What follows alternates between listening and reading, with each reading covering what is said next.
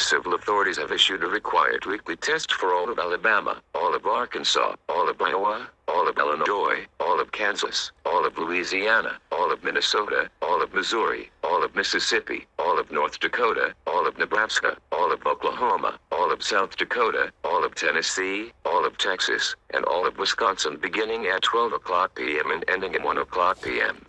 Test message I pause open cap ES feed configuration test message.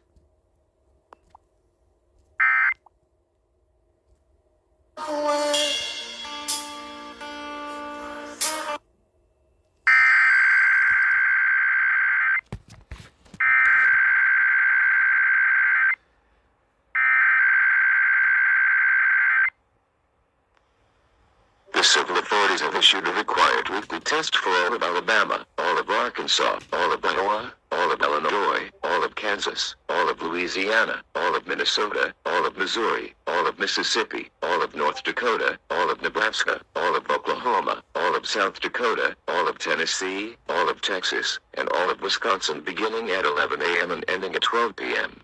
Test message pause open cap EAS feed configuration test message.